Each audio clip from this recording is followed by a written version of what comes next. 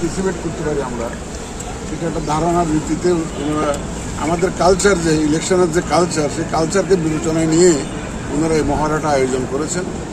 আমার মনে হয়েছে সাধারণভাবে আমাদের নির্বাচনে যে ধরনের ঘটনা ঘটে বা যেভাবে নির্বাচনটা পরিচালিত হয়, অল কনসিভেবল ডাইমেনশনস বিবেচনায় নিয়ে ওনারা মহড়াটা আয়োজন করেছেন এবং আমি অত্যন্ত আনন্দিত।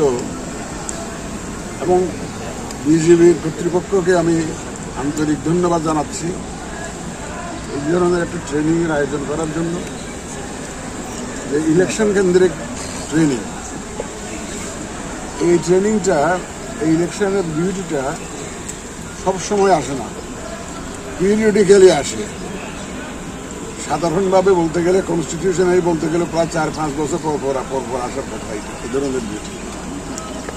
বিজেপি তো তাদের তো নর্মাল যে কাজ সেটা তো করেই যাচ্ছে, বর্ডার এলাকায় দেশকে রক্ষার কাজ করতেছে, স্মাগলিং কন্ট্রোল তারা আছে। আপনারা দেখলেন, সাংবাদিক ভাইরা দেখলেন যে আমাদের যে প্রস্তুতি, ইলেকশনের জন্য যে প্রস্তুতি, সেটার একটা নমুনা আপনারা দেখলেন। আমাদের বিভিন্ন আইন শৃঙ্খলা বাহিনীকে আমরা এখানে এনগেজ করব। এটা আমার তৃতীয় পরিদর্শন। আমি এর আগে পুলিশের ট্রেনিং প্রোগ্রাম আমি দেখেছি, তারা 130টা সেন্টারে ইলেকশন কেন্দ্রিক প্রশিক্ষণ দিচ্ছে তাদের সদস্যদের পুলিশের। আমি আনসার বিডিবির প্রশিক্ষণের একটা মহড়া আমি গিয়েছিলাম, সেটাও দেখেছি। ওনারাও প্রস্তুতি নিচ্ছেন ইলেকশনের জন্য। আজকে বিজিবিরটা দেখলাম।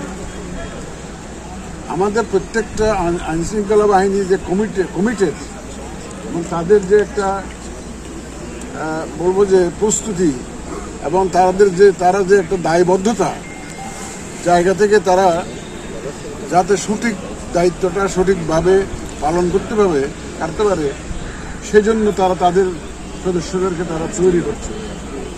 আমি অত্যন্ত আনন্দিত এবং আমাদের নির্বাচন কমিশনের পক্ষ থেকে আমি বিজিবির কর্তৃপক্ষকে আবার ধন্যবাদ জানাচ্ছি এই ধরনের প্রশিক্ষণের আয়োজন করার জন্য। এই প্রশিক্ষণ আমাদের নির্বাচনে বিশালভাবে একটা, আমি বলবো যে, প্রভাব ফেলবে এবং আইনশৃঙ্খলা রক্ষায় এটার একটা বিশাল প্রভাব থাকবে। আমি আশা করি এই সব আইনশৃঙ্খলা বাহিনী মিলে, আমাদের সাংবাদিক ভাইয়েরা মিলে, এই যে আমাদের প্রায় 13 কোটি ভোটার মিলে আমরা যে জাতিকে যে ওয়াদা দিয়েছি, আমরা এই যে সুন্দর সুষ্ঠু নিরপেক্ষ নির্বাচন উপহার দেওয়ার জন্য আমরা সেটা ইনশাল্লাহ সবাই মিলে ইনশাল্লাহ অর্জন করব। আসলে এটা প্রশ্নগুলো মহড়া কেন্দ্রিক হওয়া উচিত ছিল। এখন আপনারা তো লার্জার কনটেক্সটে প্রশ্ন করছেন। এটা একটা নমুনা হলো যে আইনশৃঙ্খলা পরিস্থিতি, আমি বলবো না যে একটা পারফেক্ট লেভেলে চলে গেছে, এটা বলবো না, বাট আপনারা 5ই অগাস্ট 24-এ দেখেছেন কি অবস্থা ছিল, আর এখনকার অবস্থা দেখেন, তুলনা করে। আপনি তো সেফলি ঘুমাইতে পারছেন, সেফলি আসতে পারছেন তো, এখানে পথে তো কোনো অসুবিধা আপনার হয়নি। তো সুতরাং যেন এটা তো আরো ইমপ্রুভ করবে গ্রাজুয়ালি, এবং ভোট আস্তে আস্তে, ভোটের তারিখ আস্তে আস্তে দেখবেন যে everything is falling in line, এবং সব কিছু ঠিক হয়ে যাবে।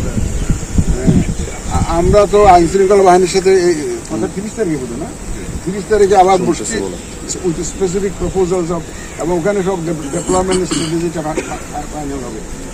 এবং আপনারা দেখবেন যে সব কেন্দ্রে আর্মি দাবি করছে। দেখেন, পুলিশ আমরা ধরেন 2জন পুলিশ দিতে পারি, 3জন আনসার দিতে পারি, আর্মি 1-2 এরকম দেওয়া যায় না। আর্মি তো তাদের একটা কন্টিনজেন্ট হিসেবে তারা মুভ করে। তবে আমরা এই ব্যাপারে সম্পূর্ণ ওয়াকিবহাল এবং সচেতন, যাতে শান্তি শৃঙ্খলা যাতে রক্ষা করেই আমরা যাতে নির্বাচনটা সুষ্ঠুভাবে করতে পারি। আর যারা প্রতিহত করার ঘোষণা দিচ্ছে, যারা সব ধরনের ব্যবস্থা আমরা নিব, যাতে কীভাবে সহযোগিতা লাগবে, আপনাদের সহযোগিতা লাগবে, সাংবাদিকদের সহযোগিতা লাগবে, দেশবাসীর সহযোগিতা লাগবে, ভোটারদের সহযোগিতা লাগবে।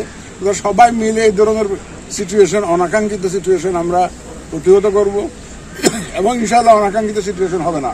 মানুষ তো সবাই বুঝতেছে যে সবাই একটু সুন্দর নির্বাচন চায়। রাজনৈতিক দলগুলো ওয়াদা দিয়েছে তো জাতির কাছে সব যে তারাও তো সুন্দর নির্বাচন চায়। সুতরাং সবাই সহযোগিতা নিয়ে আমরা ইনশাআল্লাহ একটা সুন্দর নির্বাচন চাই। আমরা next level, well done, side by side, Fridge.